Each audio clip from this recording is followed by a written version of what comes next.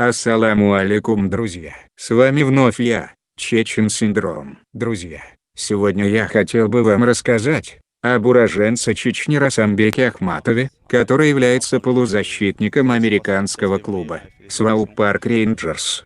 Когда журналист из издательства «Спорт-Экспресс» договаривался с Расамбеком об интервью, чеченец сразу извинился за свой русский и попросил вести беседу на английском. По ходу общения, Ахматов периодически переходил на русский язык, но почти сразу возвращался обратно, когда понимал, что не может выразить мысль. При этом английский у Расамбека тоже не идеальный. Еще 2 года назад он боялся на нем даже давать интервью. What are your thoughts in this first half? I think in French. Can I answer in French? Изъяснялся исключительно на французском. Этот язык Расамбек знает настолько хорошо, что иногда учит словам англоговорящего канадца из команды. Bonjour, je m'appelle Akhmatov Rasambek, j'ai 21 ans et je viens de Strasbourg et je joue pour le FC Miami City. Вообще в семье мы говорим на чеченском. С явным кавказско-французским акцентом добавил Ахматов. Расамбек родился в Чеченской Республике в 1996 году, в разгар Первой Чеченской войны. Место рождения будущего футболиста – село Ачхаймартан, недалеко от Грозного, которое тоже пострадало во время боевых действий. Сам Ахматов говорит, что плохо помнит ужасы 90-х годов, а в семье не принято поднимать эту тему. Все, о чем думали родители в то время, это светлое и безопасное будущее для меня и моей младшей сестры, говорит Расамбек. Папа работал водителем, мама продавцом на базаре, и они не решились бы на эмиграцию, если бы не война. В 2003 году, когда Расамбеку было 7 лет, вся семья уехала во Францию, подальше от боевых действий. Причем сначала Париж должен был стать для них транзитным пунктом, так как они готовились к эмиграции в Норвегию, но решили остаться там. Чеченская диаспора во Франции велика, ее численность достигает 30 тысяч человек. Большинство уехало на запад на стыке веков, когда на Кавказе гремели войны. Семья Ахматовых, в их числе, Расамбек вспоминает: «Первое время мы жили под Парижем, а затем государство дало нам квартиру в Шатеру, 200 километров от столицы. Там наша семья пробыла пару лет, а в 2006 году мы уехали в окрестности Страсбурга, потому что в тот год из других стран в Эльзас переехали наши семейные друзья. Правительство Франции предоставляло мигрантам жилье и пособие, но при этом многие из них не могли найти работу из-за нежелания высокой конкуренции на рынке труда. Однако отцу Расамбека повезло. Он устроился в аварийно-ремонтную службу, а мать стала домохозяйкой и сидела с детьми. Расамбек пошел в школу, но поначалу ему было трудно, французского он не знал, и начал изучать его только во Франции, но со временем освоился, и сейчас свободно им владеет. В школе Расамбек учился хорошо, особенно по математике и истории у него были высокие оценки. Он даже защитил диплом на тему мирового потребления энергии. Во Франции такие правила: к концу учебы необходимо написать дипломную работу. Но футбол быстро занял первое место. Папа Расамбека был борцом, пусть и не профессиональным. Сам мальчик еще в Чечне начал заниматься единоборствами. Не бросал увлечения и во Франции, но футбол гораздо популярнее, о чем свидетельствует рассказ Ахматова. Под Страсбургом во дворе у нас находилось небольшое поле, и я часто выходил на улицу поиграть с мячом с соседскими мальчишками. Французский я знал очень плохо, поэтому первое время не общался с ребятами, но в футбол играл с ними регулярно. Когда Расамбеку исполнилось 11 лет, он оказался в местном футбольном клубе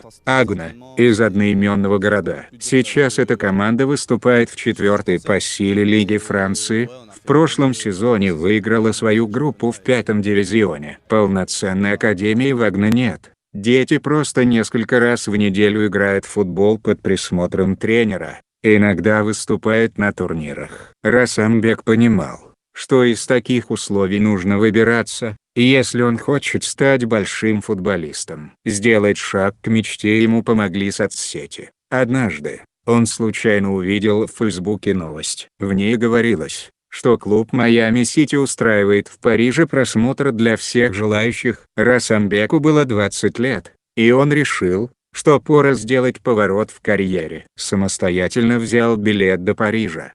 Приехал, а там 800 человек. Несколько дней они занимались под руководством тренеров Майами, и в итоге они объявили имена 12 футболистов, которые выиграли стажировку в США на 2 недели. В их числе оказался и Расамбек. Спустя 14 дней интенсивных тренировок с основой Майами Сити, Ахматов подписал полноценный контракт с клубом. Это не МЛС, всего лишь 4-я по силе Лига США, но для иммигранта из Чеченской Республики этот шаг равнялся прорыву. Тем более, что и этого права нужно было добиться. Только половина из дюжины французов осталась во Флориде. В США Расамбек уехал один без родителей. Он и сейчас живет один. Нынешний клуб снимает ему квартиру. В Майами-Сити была сильная команда. Они проиграли только в одном матче регулярного чемпионата. А перед финалом конференции Расамбек получил травму, и они не смогли в нем победить. Затем он вернулся в Страсбург, а в начале прошлого года подписал новый контракт с Майами. Но состав был намного слабее, так что он решил снова что-то поменять. Сейчас у Расамбека есть агент, но год назад он сам строил свою карьеру и сам занимался даже теми вещами, которые не должен делать футболист. В начале 2018-го я решил сделать видео с нарезкой своих лучших моментов, признается Ахматов.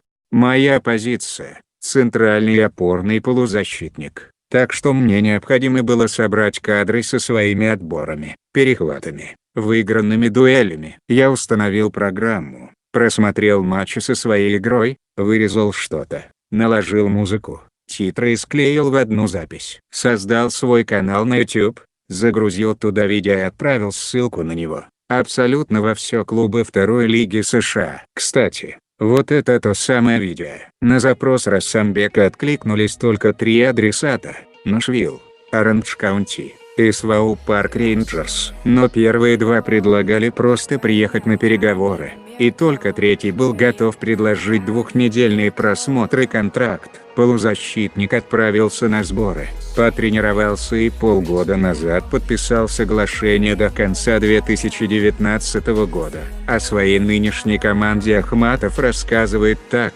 Своу Парк – это фарм-клуб Спортинг Канзас-Сити из МЛС. В Америке у каждого представителя высшей лиги есть дочерний клуб. Теоретически, если в главном клубе травмируются все центральные хавбеки, то меня подтянут к основе. Я уже тренировался с ней на сборах, но игры еще не проводил. На матчи Своу Парк обычно приходят несколько тысяч зрителей, но на важные встречи собираются и 20 тысяч. Столько же все время ходит на игры Спортинга.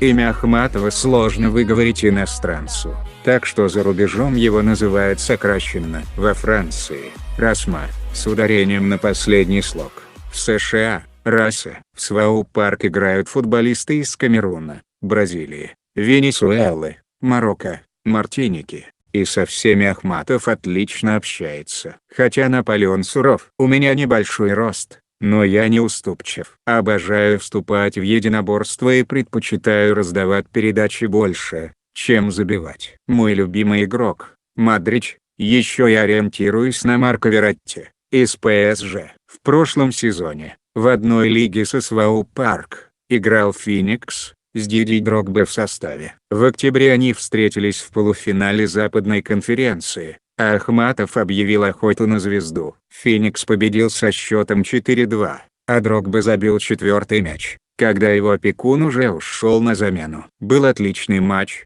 вспоминает Расса. После игры мы с Дрогбой пообщались на французском языке. Он спрашивал, как я тут оказался. Сказал, что я хороший футболист, агрессивный, и мне нужно продолжать прогрессировать. Тогда меня ждет удачная карьера. Кстати, в первом тайме я на нем сфолил, А затем он срубил меня, и ему показали желтую карточку, а мне нет. Так что я победил. Смеется. Ахматов месяцами не видит родню, так что в свободное от тренировок время общается с ней по видеосвязи. Разница во времени между Страсбургом и Канзас-Сити — 7 часов. Приходится ее учитывать. Еще раз осмотрит сериалы. Среди любимых «Каратель», «Власть в ночном городе» и «Побег». Не обходится и без спортивных трансляций. Мне нравится UFC, признается футболист.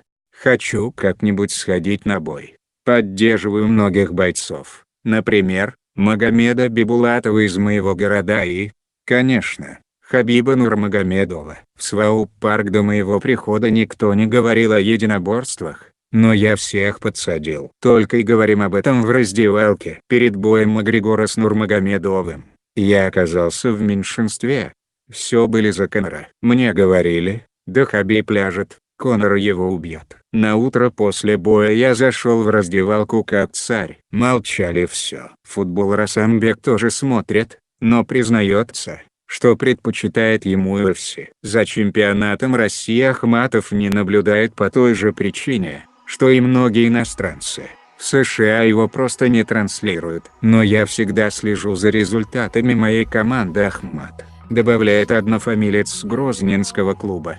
Иногда мы переписываемся в Инстаграме с Магомедом Митришевым. А зимой я смотрел товарищеский матч Ахмата по YouTube-каналу. Игры российской премьер-лиги не смотрят, так как неинтересны. Российские клубы с Ахматовым никогда не связывались по простой причине. Он не так давно начал профессиональный путь. Думаю, в России даже никто не знает о моем существовании, предполагает Расамбек. Хотя 3-4 года назад я пытался найти работу в вашем втором дивизионе. Посылал в некоторые клубы видео со своей игрой, правда? Та запись была очень низкого качества, так что мне не ответили. Может, если разошлю прошлогоднее видео, кто-нибудь откликнется. Но прямо сейчас мне это не надо.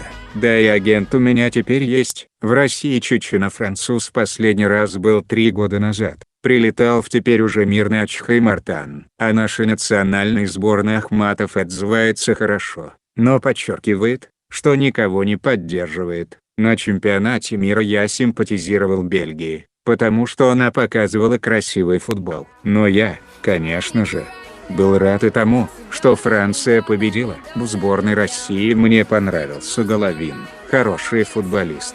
Невысокий, но с хорошим пассом. Мы в чем-то с ним похожи по манере игры. Знаю, что он сейчас в Монако.